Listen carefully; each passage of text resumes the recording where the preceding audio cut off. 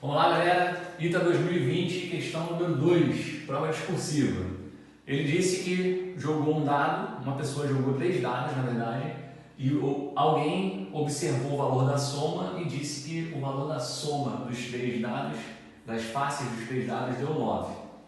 Só que eu não vi os valores individuais, né? Não vi os valores individuais nas faces dos dados. Eu só sei, foi me dada a informação que a soma do total dos 3 números é 9. E aí eu quero saber qual é a probabilidade desses 3 números que saíram aí quando eu lancei os dados serem todos ímpares. Então é isso. Joguei 3 dados, sei que a soma dos 3 dados, dos valores observados nas faces dos 3 dados, deu 9 e quero saber qual a probabilidade desses 3 números, cada um deles, serem todos ímpares. Bom, vamos lá. Primeiro, vamos calcular os casos possíveis.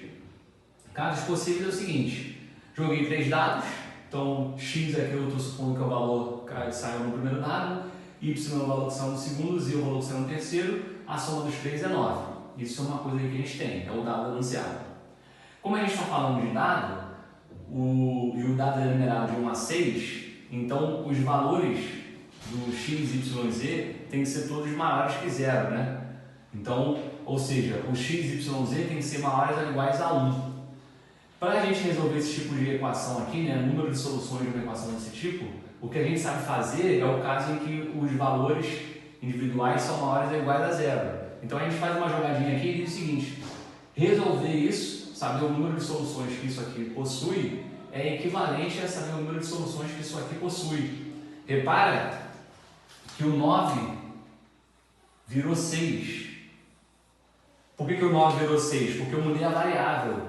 Era x, y, z, virou x', y', z'. E o que eu fiz aqui? Eu estou fazendo uma mudança de variável dizendo que o x é x' mais 1, o y é y' mais 1 e o z é igual a z' mais 1. Com isso, como o x é pelo menos 1, o x' vai ser pelo menos 0, né? Para ficar aqui 0 mais 1 e o valor mínimo aqui do x ser 1. A mesma coisa vale para os outros. Y' também vai ser pelo menos 0 e o z' também vai ser maior ou igual a 0. Só que substituindo x por x' mais 1, y por y' mais 1 e z por z' mais 1 aqui nessa equação, vai aparecer um mais 1 mais 1 mais 1 desse lado esquerdo. Que quando eu passar para o lado direito, tirando 9 aqui, vai virar 6. Então, o número de soluções dessa equação equivale a saber, saber o número de soluções dessa equação é equivalente a saber o número de soluções dessa equação. Só que nessa equação aqui eu tenho as variáveis maiores ou iguais a 0.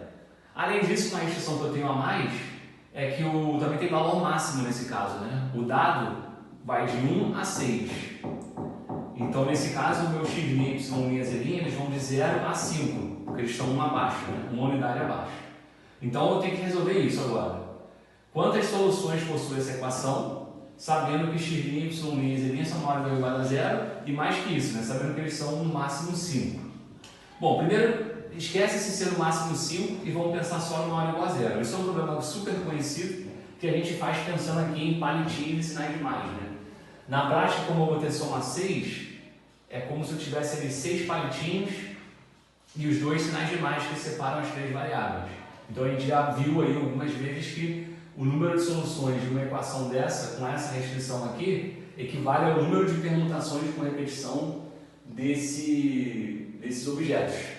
E repara que eu tenho aqui 6 palitinhos e 2 sinais de mais. Então, no total, eu tenho 8 símbolos. Então, permutação de 8. Um se repete 6 vezes e o outro se repete 2 vezes.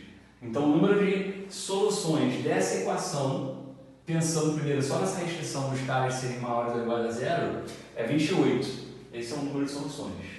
Porém, pensando no negócio do dado e no fato de x', y, z' serem no máximo 5, então eu observo na mão, no olho, que 3 dessas 28 soluções não valem.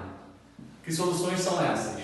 É a solução 6 mais 0 mais 0, ou a solução 0 mais 6 mais 0, ou a solução 0 mais 0 mais 6. Essas são 3 soluções que valeriam, que estão incluídas aqui nesses 28 casos, mas para o contexto do problema, como eu tenho essa restrição aqui dos números serem no máximo até 5, eu sei que não vale. Então, das 28 soluções, essas três soluções eu perco. Então, na verdade, o que vale mesmo é o número de casos possíveis, 25. Então, essas condições do problema me dão 25 casos possíveis. E os casos favoráveis? Bom, casos favoráveis é pensar o seguinte: se eu quero que os números sejam ímpares, eu vou caracterizar para números inteiros como é que são os ímpares. Uma forma de caracterizar números ímpares dos inteiros é chamar os números de 2k mais 1, onde o k é um número inteiro. Então, o primeiro número, né, que é o x, eu estou escrevendo como 2k mais 1, vai ser um número ímpar. Aí aqui eu tenho um outro número ímpar, aqui eu tenho um outro número ímpar. E ajeitando essa equação, né, passando esses uns para lá e dividindo tudo por 2, eu descubro que k1 mais k2 mais k3 é igual a 3. Então, na verdade, eu quero resolver isso. Soluções dessa equação aqui, k1 mais k2 mais k3 igual a 3, onde o k1, k2 e k3 podem ser 0, 1 ou 2. Por que eu estou dizendo que eles podem ser 0, 1 ou 2 só? Por que tem essa limitação de 0, 1 ou 2? Porque veja, olha para esse aqui, os outros vão ser análogos, né, porque a expressão é idêntica. Pensa no k igual a 0. Se o k for igual a 0, essa conta aqui, 2 vezes 0 mais 1 vai dar 1. É um número ímpar possível de sair no dado. Quando o k é igual a 1, 2 vezes 1 mais 1 vai dar 3. 3 é um outro número ímpar possível para sair no dado. E quando o k é igual a 2, 2 vezes 2 mais 1 dá 5. 5 é um número ímpar possível para sair no dado. Repara que para aí, né? Se eu fizesse k igual a 3, 2 vezes 3 mais 1 vai dar 6. Ou 2 vezes 3 vai dar 6. Somando 1 vai dar 7. Então, a partir de k igual a 3, eu teria um número ímpar 7, que é impossível de sair num dado que é de 1 a 6. Então é isso. Então tem que saber o número de soluções dessa equação, sabendo que os valores de k são 0, 1 ou 2. Aí primeiro eu vou fazer a mesma coisa que eu fiz aqui. Pô. Primeiro pensa só no ser maior ou igual a 0. O k1, k2 e k3 são números maiores ou iguais a 0. Primeiro pensa nisso, e depois que a restrição mais inferior, e depois olha para a restrição lá superior. Então, quantas soluções uma equação dessa possui? Sem pensar na restrição lá máxima, primeiro. Como a soma é 3, são 3 palitos e 2 sinais de mais. Então, o número de soluções dessa equação é o número de permutações desse negócio, que é uma permutação em que eu tenho 5 símbolos, um se repete 3 vezes, o outro se repete 2 vezes. Então, essa é a permutação com repetição de 5, 3, 2, que dá 10. Então, no total, eu tenho 10 casos, inicialmente eu tenho 10 casos favoráveis.